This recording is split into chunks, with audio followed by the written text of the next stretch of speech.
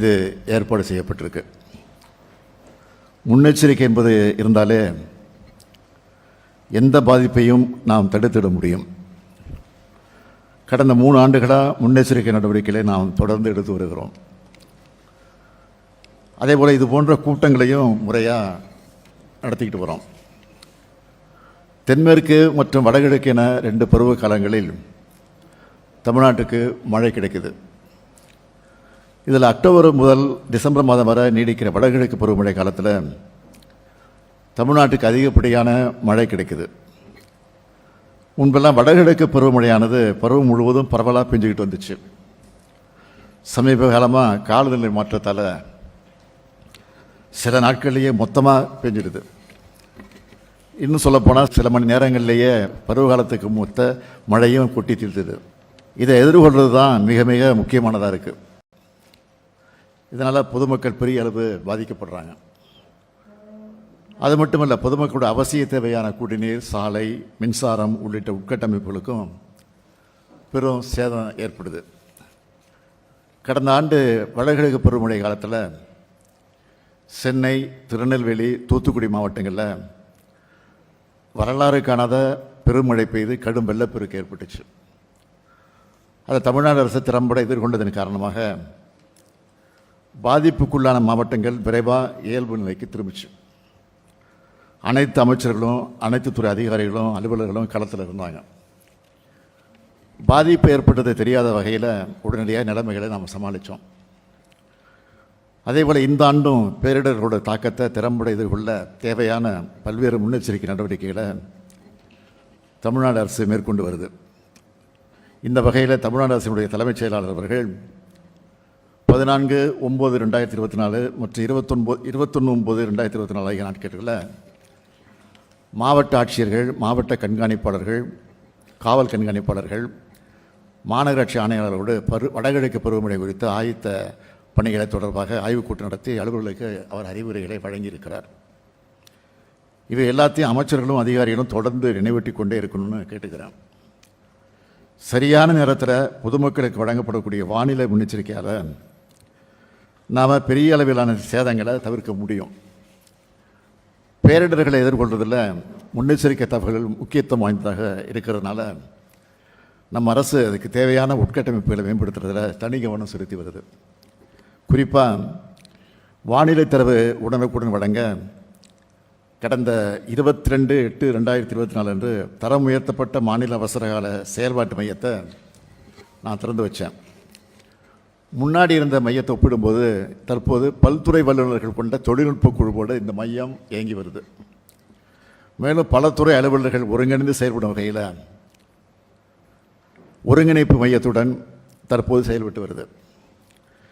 பெய்த மழையோட அளவு எவ்வளவு என்பது அது பெய்கிற நேரத்திலே தெரிஞ்சாதான் அணைகளில் நீர் திறப்பு மேலாண்மை, வெள்ள முன்னெச்சரிக்கை தகவல்களை வழங்குதல் உள்ளிட்ட பல்வேறு பணிகளை சரியாக செய்ய முடியும். அதுக்காக நாம் இப்போ 1400 தானியங்கி மழை மானியங்களையும் 100 தானியங்கி வானிலை மையங்களையும் நிறுவி நிகழ்நேர தகவல்களை பெற்று வருகிறோம். இந்த தகவல்கள் பொதுமக்களுக்கு அப்பப்போ கிடைச்சா அவங்க தங்களுக்கான முன்னெச்சரிக்கை நடவடிக்கைகளை திட்டமிட வசதியாக இருக்கும். அதுக்காக தான் ஒரு முக்கியமான செயலியை உருவாக்கியிருக்கோம். வானிலை முன்னெச்சரிக்கை, தற்போதைய வானிலை, பெறப்பட்ட மழை அளவு, நீர்த்தேக்கங்களில் இருக்கக்கூடிய நீர் இருப்பு உள்ளிட்ட விவரங்களை தமிழிலேயே தெரிஞ்சிக்கக்கூடிய வகையில் தமிழ்நாடு அரசு டிஎன் அலர்ட் என்னும் மொபைல் ஃபோன் செயலியில் உருவாக்கியிருக்கு. மழை காலத்தில் அதிகம் பாதிக்கப்படுறது மீனவ தோழர்கள் தான். ஆழ்கடலில் மீன்பிடிக்க போகிற மீனவர்களுக்கு புயல், கனமழை குறித்த தகவல்கள் நவீன தொலைத்தொடர்பு சாதனங்கள் மூலமாக உரிய நேரத்தில் கொண்டு சேர்க்க தமிழ்நாடு அரசு நடவடிக்கை மேற்கொண்டிருக்கு. சென்னை உள்ளிட்ட மாநகரங்கள் இந்த காலகட்டத்தில் மிகுந்த எச்சரிக்கையோடு இயங்கணும். நாட்டுக்கு முன்னுதாரணமாக பெருநகர சென்னை மாநகராட்சி பகுதிகளுக்கு வார்டு தெருவாரியான வெள்ள அபாய எச்சரிக்கை வழங்க சென்னை நிகழ்நேர வெள்ள முன்னறிவிப்பு அமைப்பு ஏற்படுத்தப்பட்டிருக்கு. முதியோர், கர்ப்பிணி பெண்கள், பாலூட்டும் தாய்மார்கள், மாற்றுத்திறனாளிகள் ஆகியோருக்கு தேவையான உதவிகளை வழங்க முன்கூட்டியே திட்டமிட்டு மாவட்ட நிர்வாகம் செயல்பட்டு வருவது ரொம்ப ரொம்ப அவசியம். வெள்ளப்பெருடை ஏற்படும் போது தாழ்வான பகுதிகளிலிருந்து முன்கூட்டியே வெளியேறி பாதுகாப்பான இடங்களுக்கு போகிறது மிக முக்கியம். இந்த பணிகளை தமிழக அரசினுடைய அனைத்து களப்பணியாளர்களும் பொதுமக்களோடு இணைந்து அவர்களுக்கு அறிவுறுத்தி வெள்ளத்துக்கு முன்னரே நிவாரண மையங்களுக்கு அழைச்சிட்டு போகணும். அவங்களுக்கு தேவையான தூய்மையான குடிநீர், கழிவறை, தடையற்ற மின்சாரம், உரிய நேரத்தில் உணவு ஆகியவற்றை வழங்கணும். வெள்ளம் ஏற்பட்ட உடனே அரசு இயந்திரம் எவ்வளவு விரைவாக செயல்படணுமோ அவ்வளோ விரைவாக செயல்படணும். ஓர் உயிரிழப்பு கூட ஏற்படக்கூடாது என்ற நோக்கத்தோடு செயல்படணும். அதுக்கு தேவையான நீர் இறைக்கும் இயந்திரம், மர அறுப்பான்கள், ஜேசிபி, படகுகள் போன்ற கருவிகளை தாழ்வான பகுதி பக்கத்தில் முன்கூட்டியே கொண்டு போய் நிறுத்தணும். பல்வேறு வெள்ளத்தடுப்பு பணிகளை வடகிழக்கு பருவமழை தொடங்குவதற்கு முன்னரே விரைந்து முடிக்கணும். மாவட்டத்தை பற்றி முழுமையாக தெரிஞ்ச மூத்த அலுவலர்களை கண்காணிப்பு அலுவலராக நியமிச்சிருக்கிறோம். அவங்க மழைக்கு முன்னதாகவே தங்களுடைய பணிகளை தொடங்கியாகணும். பெருநகர சென்னை மாநகராட்சி அனைத்து மண்டலங்களுக்கு நியமிக்கப்பட்டுள்ள கண்காணிப்பு அலுவலர்கள் அந்தந்த பகுதிகளில் ஆயத்த பணிகள் முறையாக மேற்கொள்ளப்பட்டு வருதான்னு ஆய்வு செய்யணும்.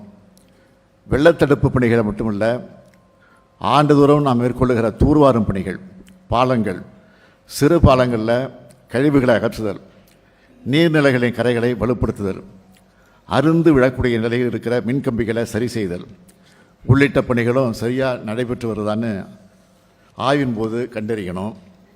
வெள்ளைக்காலம் என்றாலே மாணவர்கள் ஆர்வத்தால் ஏரி, குளங்கள் போன்ற நீர்நிலைகளுக்கு சென்று விளையாடுறதில் உயிரிழப்புகள் ஏற்படுது. இதை தடுக்க பெற்றோர்களுக்கும் மாணவ செல்வங்களுக்கும் உரிய அறிவுரைகளை வழங்கணும்னு கேட்டுக்கிறேன். வெள்ளம், புயல் போன்ற பேரிடர்களில் தகவல் தொடர்பு, மின்சார வசதி போன்ற அத்தியாவசிய சேவைகள் முடிந்தவரை தடையின்றி வழங்கப்படணும். பாதுகாப்பான குடிநீர், பால், உணவுப் பொருட்கள் தட்டுப்பாடின்றி கிடைக்க வழிவகை செய்யணும்.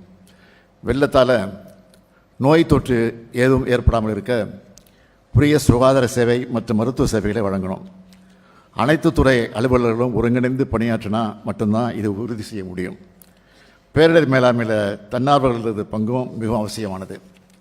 எனவே தேடல், மீட்பு மற்றும் நிவாரணப் பணிகளில் தன்னார்வலர்களோடு இணைந்து பணியாற்ற முறையான செயல் திட்டத்தை மாவட்ட நிர்வாகம் உருவாக்கணும். எந்த ஒரு சவாலாக இருந்தாலும் அதில் ஈடுபடுகிற அனைவரும் ஒருமித்த கருத்தோடு ஓரணியாக நின்னால், அப்படி செயல்பட்டால் அதில் வெற்றி என்பது 100 விழுக்காடு சாத்தியம்.